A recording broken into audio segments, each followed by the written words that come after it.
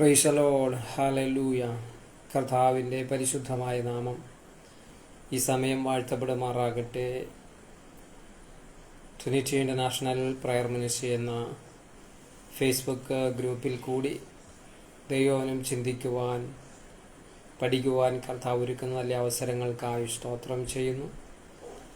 എല്ലാ വ്യാഴാഴ്ചയും രാത്രി 9:30 മുതൽ 10 മണി വരെയുള്ള സമയങ്ങളിൽ നടത്തപ്പെടുന്ന ഈ ബൈബിൾ പഠനത്തിലേക്ക്, ചിന്തയിലേക്ക് ഏവരെയും സ്വാഗതം ചെയ്യുന്നു. Trinity International Prayer Ministry president Thomas Cheriyan കുടുംബം, അതുപോലെ തന്നെ ഈ മിനിസ്ട്രിയിൽ പ്രവർത്തിക്കുന്ന മറ്റെല്ലാ ദൈവദാസന്മാരെ ഓർത്ത് ദൈവത്തെ സ്തുതിക്കുന്നു. എല്ലാവർക്കും കർത്താവായ യേശുവിൻ്റെ നാമത്തിലുള്ള സ്നേഹവും വന്ദനവും അറിയിക്കുന്നു. നമ്മൾ ചിന്തിച്ചുകൊണ്ടിരിക്കുന്നത് യോഹന്നാൻ്റെ സുവിശേഷമാണല്ലോ. യോഹന്നാൻ്റെ സുവിശേഷം 6-ാമത്തെ അധ്യായം അതിൻ്റെ 16-ാമത്തെ വാക്യം മുതൽ ഇന്ന് ദൈവസന്നിധിയിൽ ചിന്തിക്കുവാൻ ആഗ്രഹിക്കുന്നു. യോഹന്നാൻ്റെ സുവിശേഷം 6-ാം അധ്യായം അതിൻ്റെ 16-ാമത്തെ വാക്യം.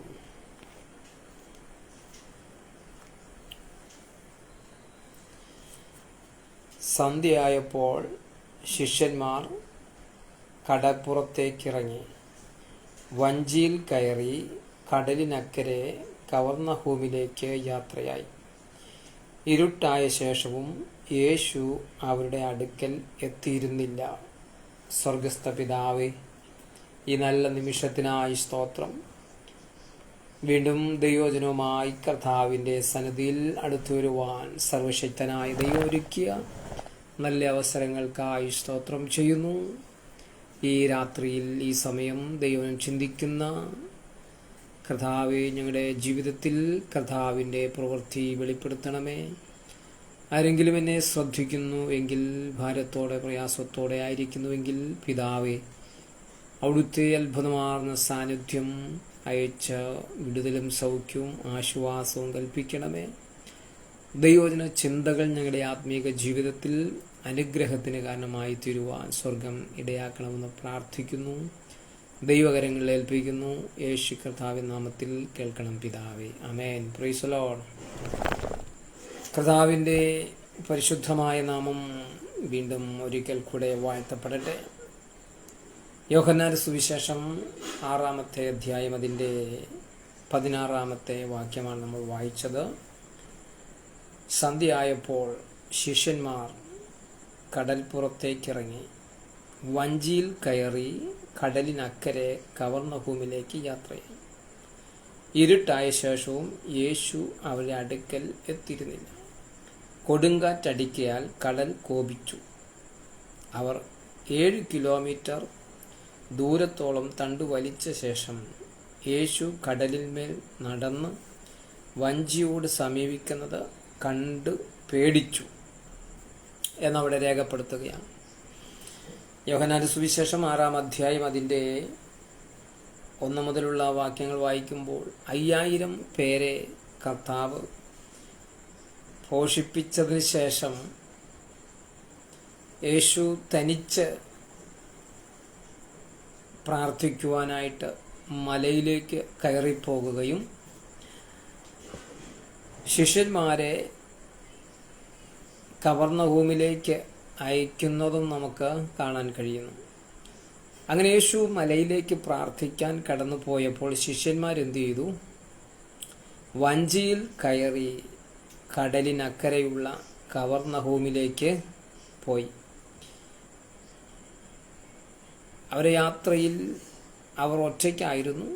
യേശു തനിച്ച് പോയി പ്രാർത്ഥിക്കുകയായിരുന്നു.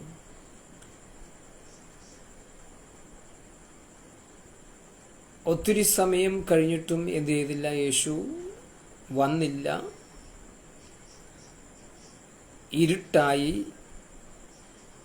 ഇരുട്ടായിട്ടും യേശു എന്ത് ചെയ്തില്ല? അവരുടെ അടുക്കൽ വന്നില്ല. അപ്പോൾ എന്ത് ചെയ്തു? കടലിൽ കൊടുങ്കാറ്റടിക്കുവാനിടയായി. കടൽ എന്ത് ചെയ്തു? കോപിച്ചു. അവർ കരയിൽ നിന്നും 7 കിലോമീറ്റർ ദൂരത്തോളം തണ്ടു വലിച്ച ശേഷം അവരെന്ത് ചെയ്തു? കരയിൽ നിന്ന് 7 കിലോമീറ്ററോളം ഒത്തിരി ദൂരത്ത് ആയി കൊടുങ്കാറ്റടിക്കയാൽ വഞ്ചി ആടി ഉലഞ്ഞപ്പോൾ അവരെന്ത് ചെയ്തു? തണ്ടുവലിച്ചു. തണ്ടുവലിച്ച ശേഷം, കഷ്ടപ്പെട്ടതിന് ശേഷം, പ്രയാസപ്പെട്ടതിന് ശേഷം യേശു കടലിന്മേൽ നടന്ന് വഞ്ചിയോട് സമീപിക്കുന്നത് കണ്ടു. അവർ പേടിച്ചു. കരയിൽ നിന്നും ഒത്തിരി ദൂരത്തേക്ക് എന്ത് ചെയ്തു? വഞ്ചി പോയി. അവർ വഞ്ചിയിൽ കടലിലായിരിക്കുമ്പോൾ കൊടുങ്കാറ്റടിച്ചു. കൊടുങ്കാറ്റടിച്ചപ്പോൾ അവരെന്ത് ചെയ്തു? തണ്ടുവലിച്ചു, വലഞ്ഞു. ആ സമയത്താണ് എന്ത് ചെയ്തത്? കർത്താവ് വഞ്ചിയോട് സമീപിക്കുന്നത്, വഞ്ചിയുടെ അടുത്തേക്ക് വരുന്നത് അവർ കണ്ടത്. അവരെന്ത് ചെയ്തു?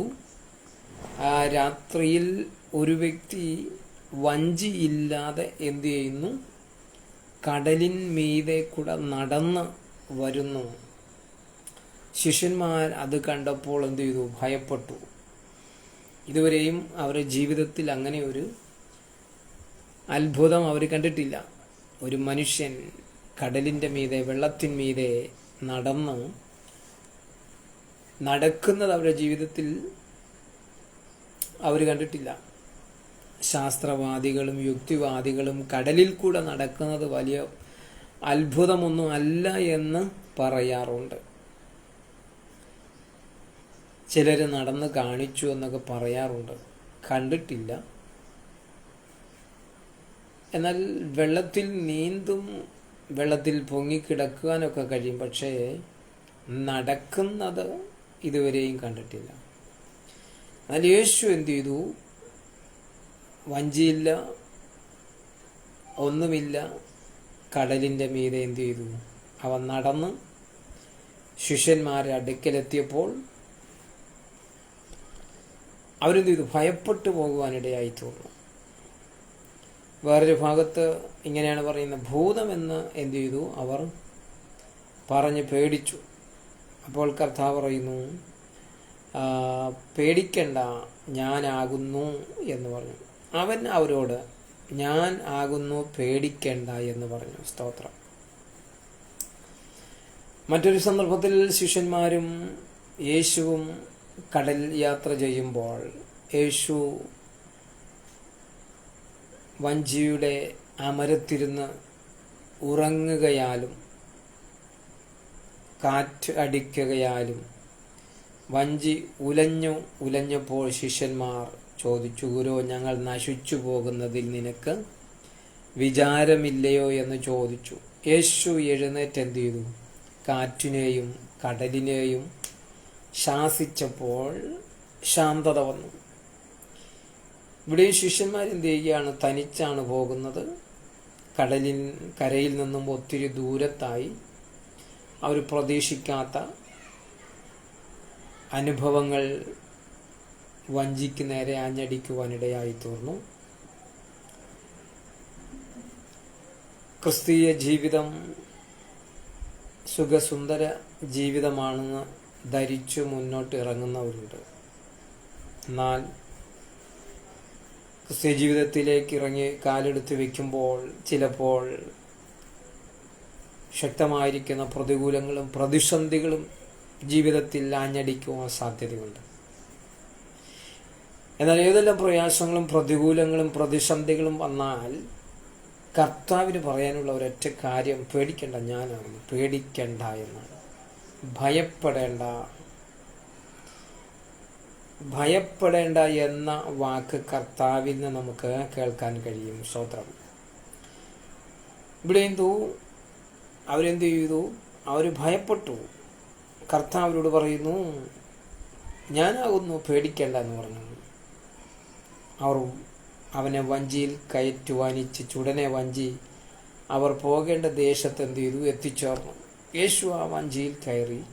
ഉടനെ അവരെത്തേണ്ട സ്ഥലത്ത് എന്ത് ചെയ്തു? എത്തുവാനിടയായി തീർന്നു. അങ്ങനെ യേശുവും ശിഷ്യന്മാരും എന്ത് ചെയ്തു? കവർന്നഭൂമിയിൽ എത്തി.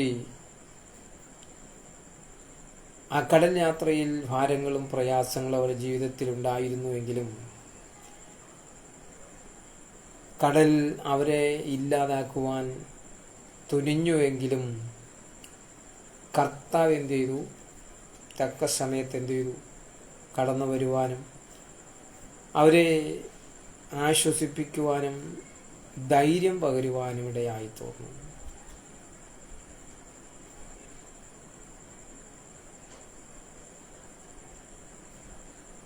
ഏറെ ദൂരത്തായിപ്പോയി അവർ, യേശുവിൽ നിന്നും ഏറെ ദൂരത്തായിപ്പോയി. ഏറെ ദൂരത്തായപ്പോഴാണ് കൊടുങ്കാറ്റ് എന്ത് ചെയ്തത്? പടകിലടിക്കുവാനിടയായി തീർന്നത്. ദൈവം പറയുന്നു, ദൈവത്തോട് അടുത്ത് ചെല്ലുവീൻ, എന്നാൽ അവൻ നിങ്ങളോട് അടുത്ത് വരും. ദൈവത്തിൽ നിന്ന് ആരെങ്കിലും അന്യപ്പെട്ട് നേരെ ദൂരത്ത് യാത്ര ചെയ്യുന്ന ആരെങ്കിലും ഉണ്ടെങ്കിൽ ഓർക്കുക, ജീവിതത്തിൽ പ്രതിസന്ധികൾ ആഞ്ഞടിക്കും, പ്രശ്നങ്ങൾ ആഞ്ഞടിക്കും, പ്രതിസന്ധികൾ ആഞ്ഞടിക്കും. അവിടെ ഭാരപ്പെടുമ്പോൾ, പ്രയാസപ്പെടുമ്പോൾ കർത്താവിൻ്റെയും സമീപസ്ഥനായി നമ്മെ രക്ഷിക്കുവാൻ അസാധ്യമായ നിലയിൽ ദൈവത്തിൻ്റെ പ്രവൃത്തി എന്റെയും ജീവിതത്തിൽ വെളിപ്പെടുവാനിടയായിത്തീരും. കർത്താവ് അസാധ്യമായിരിക്കുന്ന കാര്യമാണ് എന്ത് ചെയ്തത്? ശിഷ്യന്മാർക്ക് വേണ്ടി ചെയ്തത്. എന്താണ് ചെയ്തത്? വഞ്ചിയില്ലാതെ, പടകില്ലാതെ അവൻ കടലിന്മീതെ നടന്ന് ശിഷ്യന്മാരുടെ അടുക്കലെത്തി അവരെ എന്ത് ചെയ്തു? ആശ്വസിപ്പിക്കുന്നത് നമുക്ക് കാണാൻ കഴിയും. കർത്താവ് ആരാണ്? അത്ഭുതങ്ങളുടെ ദൈവമാണ്, അടയാളങ്ങളുടെ ദൈവമാണ്. കർത്താവിനോട് ചേർന്ന് ജീവിക്കുവാൻ, കർത്താവിന് വേണ്ടി നിൽക്കുവാൻ ദൈവത്തിൻ്റെ കരങ്ങളിൽ ഏൽപ്പിച്ചു കൊടുത്താൽ അവൻ നമ്മെ രക്ഷിക്കുവാനായിട്ടിടയായിത്തീരും. നമുക്കറിയാം, ഒത്തിരി ഉദാഹരണങ്ങൾ വേദപുസ്തകത്തിൽ കൂടെ നമുക്ക് കാണാൻ കഴിയും. പ്രതികൂലങ്ങളിൽ, പ്രതിസന്ധികളിൽ കർത്താവ് അവരെ രക്ഷിക്കുകയും അവരെ വിടുവിക്കുകയും അവരെ സഹായിക്കുകയും ചെയ്ത ഭാഗങ്ങൾ. ആ ഭാഗത്തേക്ക് ഞാൻ പോകുന്നില്ല. 26 വാക്യം ഇങ്ങനെ വായിക്കുന്നു. അതിന് യേശു, ആമേൻ ആമേൻ ഞാൻ നിങ്ങളോട് പറയുന്നു, നിങ്ങൾ അടയാളം കണ്ടതുകൊണ്ടല്ല, അപ്പം തിന്ന് തൃപ്തരായതുകൊണ്ടത്ര എന്നെ അന്വേഷിക്കുന്നത്. കർത്താവ് കവർന്നഹൂമിലെത്തിയപ്പോൾ അനേക പടകുകൾ എന്ത് ചെയ്തു? കർത്താവിനെ അന്വേഷിച്ചു വന്നു എന്ന് പറയുന്നു. അവൻ അവരോട്, പിറ്റേനാൾ കടൽക്കരയിൽ നിന്ന് ആ പുരുഷാരം ഒരു വഞ്ചിയല്ലാതെ അവിടെ വേറെ ഇല്ലായിരുന്നു എന്നും യേശു ശിഷ്യന്മാരോടുകൂടെ അതിൽ കയറാതെ ശിഷ്യന്മാർ മാത്രം പോയിരുന്നുവെന്നും ഗ്രഹിച്ചു. എന്നാൽ കർത്താവ് സ്തോത്രം ചെയ്ത് നൽകിയ അപ്പം തിന്ന സ്ഥലത്തിനരികെ തിബരിയോസിൽ നിന്നും ചെറുവഞ്ചികൾ എത്തിയിരുന്നു. യേശു അവിടെ ഇല്ല, ശിഷ്യന്മാരും ഇല്ല എന്ന് പുരുഷാരം കണ്ടപ്പോൾ തങ്ങളും വഞ്ചി കയറി യേശുവിനെ തിരഞ്ഞ് കവർന്നഹൂമിലെത്തി. കടലിനക്കരെ അവനെ കണ്ടെത്തിയപ്പോൾ, റബ്ബി, നീ എപ്പോൾ ഇവിടെ വന്നു എന്ന് ചോദിച്ചു. അപ്പോൾ യേശു പറയാണ്, യേശു അതിന്, ആമേൻ ആമേൻ ഞാൻ നിങ്ങളോട് പറയുന്നു, നിങ്ങൾ അടയാളം കണ്ടതുകൊണ്ടല്ല, അപ്പം തിന്ന് തൃപ്തരായതുകൊണ്ടത്രേ എന്നെ അന്വേഷിക്കുന്നത്. യേശു എന്ത് ചെയ്തു? 5 അപ്പം 5000 പേർക്ക് നൽകിയതിനു ശേഷം ശിഷ്യന്മാരെ പറഞ്ഞ് കവർന്നഹൂമിലേക്ക് അയച്ചു. യേശു പ്രാർത്ഥിക്കുവാൻ തനിച്ച് ഒരു മലയിലേക്ക് കടന്നുപോയി. ശിഷ്യന്മാർ തനിച്ച് പടകിൽ കയറി കവർന്നഹൂമിലേക്ക് യാത്രയായി. എന്നാൽ യേശു എന്ത് ചെയ്തു? പ്രാർത്ഥന കഴിഞ്ഞതിനു ശേഷം ശിഷ്യന്മാരുടെ അടുക്കൽ വന്നപ്പോൾ കാറ്റ് പ്രതികൂലമായി. അവർ പടകിൽ പേടിച്ച് ഇരിക്കുകയായിരുന്നു. യേശു പറഞ്ഞു, ഞാനാകുന്നു, പേടിക്കണ്ട എന്ന് പറഞ്ഞ് വഞ്ചിയിൽ കയറി. അങ്ങനെ അവർ വഞ്ചിയിൽ എന്ത് ചെയ്തു? അക്കരയെത്തി. കടൽക്കരയെത്തിയപ്പോൾ യേശുവിൻ്റെ പുറകെ അനേകർ എന്ത് ചെയ്തിട്ടുണ്ടായിരുന്നു? കൂടിയിട്ടുണ്ടായിരുന്നു. അവർ യേശുവിനെ തിരഞ്ഞ് നടക്കുകയായിരുന്നു. യേശു എവിടെ പോയി, യേശു ഏത് സ്ഥലത്താണ് ഉള്ളത് എന്നൊക്കെ എന്ത് ചെയ്തു? അവർ അന്വേഷിച്ച് നടക്കുകയാണ്. എന്തിനാണ് അന്വേഷിച്ചത്? യേശു പറയുകയാണ്, ആമേൻ ആമേൻ ഞാൻ നിങ്ങളോട് പറയുന്നു, നിങ്ങൾ അടയാളം കണ്ടതുകൊണ്ടല്ല, അപ്പം തിന്ന് തൃപ്തരായതുകൊണ്ട് അത്രേ എന്നെ അന്വേഷിക്കുന്നത്. യേശുവിൻ്റെ പുറകെ 3 കൂട്ടർ അവൻ്റെ പുറകെ യാത്ര ചെയ്യുന്നുണ്ടായിരുന്നു. ഒന്ന്, അത്ഭുതം കണ്ടവർ, അത്ഭുതം കാണാൻ വേണ്ടി. 2, സൗഖ്യം പ്രാപിക്കാൻ വേണ്ടി. 3, യേശുവിൻ്റെ കയ്യിൽ നിന്ന് അപ്പം ഭക്ഷിച്ച് തൃപ്തരാകാൻ വേണ്ടി. ഇങ്ങനെ 3 കൂട്ടർ നമുക്കറിയാം യേശുവിൻ്റെ പുറകെ എന്ത് ചെയ്തു? യാത്ര ചെയ്തിരുന്നു. എന്നാൽ കർത്താവ് പറയുകയാണ്, നിങ്ങൾ അടയാളം കണ്ടതുകൊണ്ടല്ല വന്നത്, പിന്നെയോ അപ്പം തിന്ന് തൃപ്തരായതുകൊണ്ടത്രേ എന്നെ അന്വേഷിക്കുന്നത്. ഇന്നും അതുപോലെ തന്നെയാണ് പലരും കർത്താവിനെ അന്വേഷിക്കുന്നത്. എന്തിനു വേണ്ടിയാണ്? അപ്പം തിന്ന് തൃപ്തരാകാൻ വേണ്ടി, വല്ലതുമൊക്കെ ലഭിക്കാൻ വേണ്ടി, എന്തെങ്കിലുമൊക്കെ ഭൗതിക നന്മകൾ പ്രാപിക്കാൻ വേണ്ടി കർത്താവിനെ പിൻപറ്റുന്നവരുണ്ട്. അങ്ങനെയുള്ളവരാണ് ഏറ്റവും കൂടുതൽ ഇന്ന്. ആത്മീക നന്മ പ്രാപിക്കാനല്ല, നിത്യജീവനെ കരസ്ഥമാക്കാനല്ല, മറിച്ച് പല ആവശ്യങ്ങളും എന്ത് ചെയ്യണം? നിവർത്തിക്കണം. അതിനു വേണ്ടി എന്ത് ചെയ്യുന്നു? യേശുവിൻ്റെ പുറകെ പോകുന്നവരുണ്ട്. അപ്പോസ്തലനായ പത്രോസ് പറഞ്ഞതുപോലെ, നിന്നെ വിട്ടിട്ട് ഞങ്ങൾ എവിടെ പോകും? നിത്യജീവന്റെ മൊഴികൾ നിന്നിലുണ്ട് എന്നാണ് അപ്പോസ്തലനായ പത്രോസ് പറഞ്ഞത്. അയ്യോ, യേശുവിൻ്റെ വാക്ക് കഠിന വാക്കാണ് എന്ന് പറഞ്ഞ് അനേകർ പോയി. അപ്പോൾ യേശു ചോദിച്ചു, നിങ്ങൾക്കും പോയി കൂടെ? അത് ചോദിച്ചപ്പോൾ അപ്പോസ്തലനായ പത്രോസ് പറയുകയാണ്, നിന്നെ വിട്ടിട്ട് ഞങ്ങൾ എവിടെ പോകാനാണ്? നിത്യജീവന്റെ മൊഴികൾ നിന്നിലുണ്ട്. അപ്പോൾ ഇങ്ങനെ നിത്യജീവൻ പ്രാപിക്കാൻ വേണ്ടി അല്ല ജനം എന്ത് ചെയ്യുന്നത്? യേശുവിൻ്റെ പുറകെ. ഇന്നുള്ള ജനം യേശുവിൻ്റെ പുറകെ പോകുന്നു. പിന്നെയോ ജീവിതത്തിൽ എന്തെങ്കിലുമൊക്കെ ഭൗതിക നന്മകൾ കൈവശപ്പെടുത്താനും കൈവശമാക്കാൻ വേണ്ടിയാണ്. ഇവരുടെ പ്രത്യാശ അതാണ്, ഇവരുടെ ആശ അതാണ്, ഇവരുടെ ജീവിതം അതാണ്. പക്ഷേ ഭൗതിക നന്മകൾ പ്രാപിച്ച് ഈ ലോകത്തിൽ സുഖിയന്മാരായി ജീവിച്ച്, ഒന്നിനും കുറവില്ലാത്തവരായി ജീവിച്ച് ഒക്കെ ചെയ്തതിന് ശേഷം ഇവിടെ നിന്ന് മാറ്റപ്പെടുമ്പോൾ അവരുടെ ജീവിത അവസാനം എന്താകുമെന്ന് ആരും എന്ത് ചെയ്യുന്നില്ല, ചിന്തിക്കുന്നില്ല. അതുകൊണ്ട് ഭൗതിക നന്മകളെക്കാൾ കർത്താവ് പറഞ്ഞ എന്താണ്? നശിച്ചു പോകുന്ന ആഹാരത്തിനായിട്ടല്ല, നിത്യജീവനിലേക്ക് നിലനിൽക്കുന്ന ആഹാരത്തിനായി തന്നെ പ്രവർത്തിപ്പീൻ. അത് മനുഷ്യപുത്രൻ നിങ്ങൾക്ക് തരും. അവനെ പിതാവായ ദൈവം അംഗീകരിച്ച് മുദ്രയിട്ടിരിക്കുന്നു എന്ന് ഉത്തരം പറഞ്ഞു. അപ്പോൾ അവരെല്ലാം കേവലം നശിച്ചു പോകുന്ന ആഹാരത്തിനു വേണ്ടി എന്ത് ചെയ്യുക? അധ്വാനിക്കുകയാണ്, പ്രവർത്തിക്കുകയാണ്. അവരെ പ്രവർത്തനങ്ങളും അധ്വാനങ്ങളും നശിച്ചു പോകുന്ന ആഹാരത്തിന് വേണ്ടിയും നശിച്ചു പോകുന്ന അനുഭവത്തിന് വേണ്ടിയുമാണ്. എന്നാൽ കർത്താവ് പറയുകയാണ്, നശിച്ചു പോകുന്ന ആഹാരത്തിന് വേണ്ടിയിട്ടല്ല, നിത്യജീവനിലേക്ക് നിലനിൽക്കുന്ന ആഹാരത്തിനായി തന്നെ പ്രവർത്തിപ്പീൻ. നിത്യജീവൻ പ്രാപിക്കാൻ, നിത്യജീവന് കാരണമായി തീരുന്ന ആ ദൈവവചനത്തിന് വേണ്ടി, ദൈവവചനം കേൾക്കുവാനുള്ള ആഗ്രഹം, ദൈവവചനം കേൾക്കുവാനുള്ള വാഞ്ച, അതിനുവേണ്ടി എന്ത് ചെയ്യുക? അധ്വാനിക്കാനാണ് പറയുന്നത്. അതിനുവേണ്ടി കഷ്ടം സഹിക്കാനാണ് പറയുന്നത്. അതിനുവേണ്ടി പ്രയാസം അനുഭവിക്കാനാണ് പറയുന്നത്.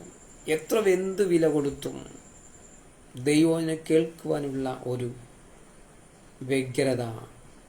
എന്നാൽ ഇവിടെ ഇവർ വന്നത് എന്തിനാണ്?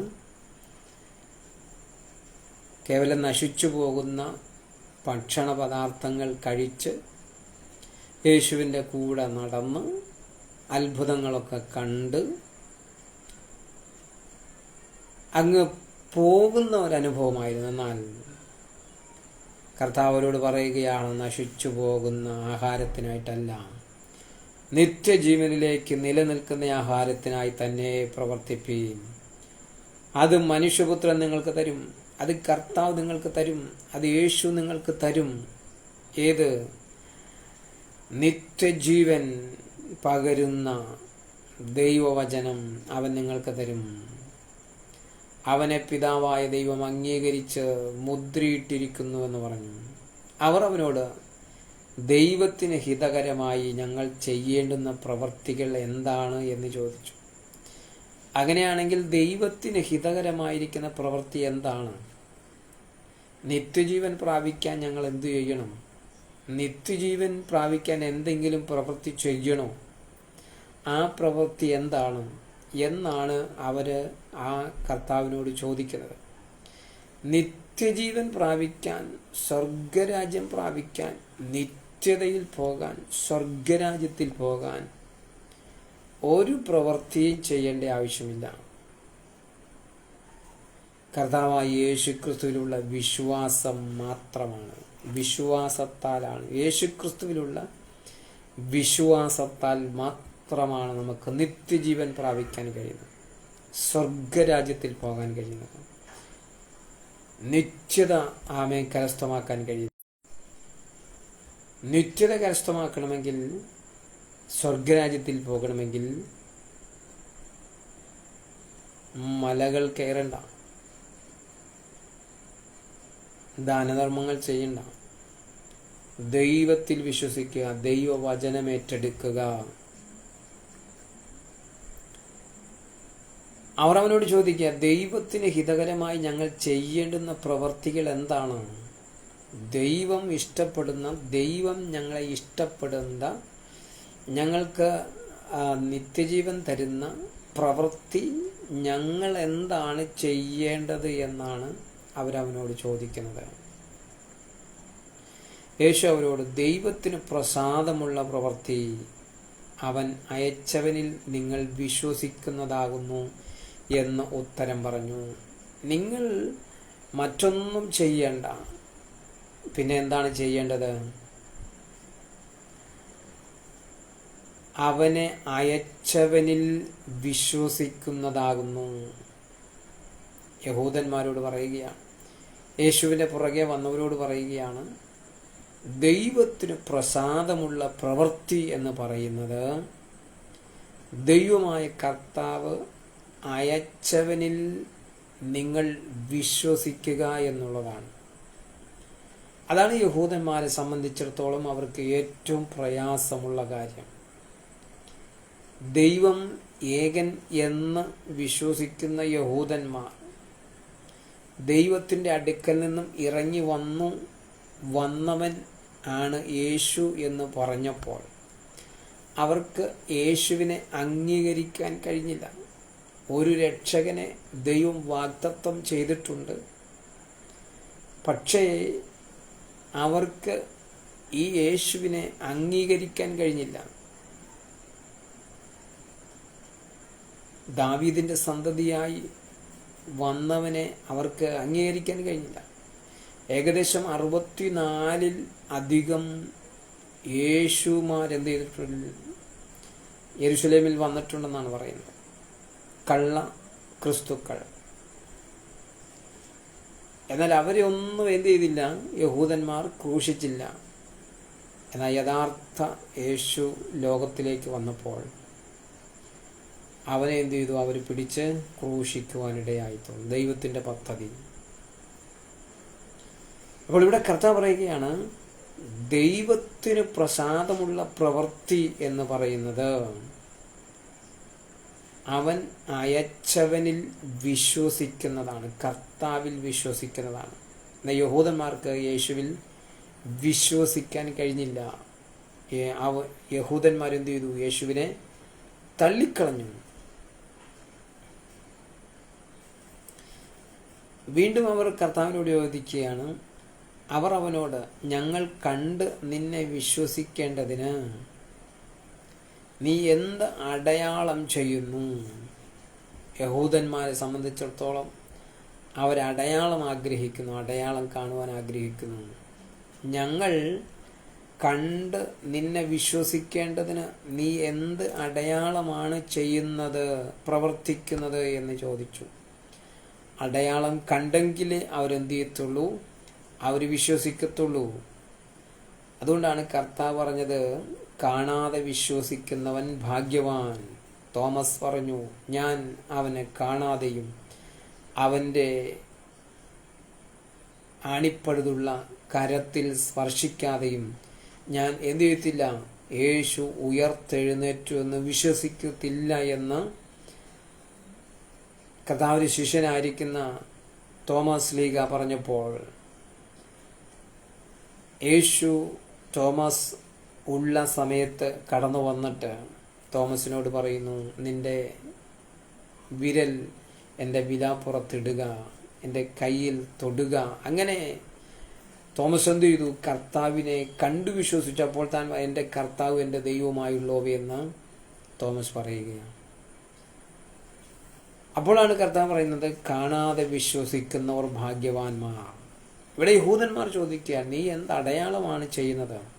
നീ ഒരു അടയാളം കാണിക്ക്, ഞങ്ങൾ നിന്നിൽ വിശ്വസിക്കാം എന്നെന്ത് ചെയ്യുകയാണ്?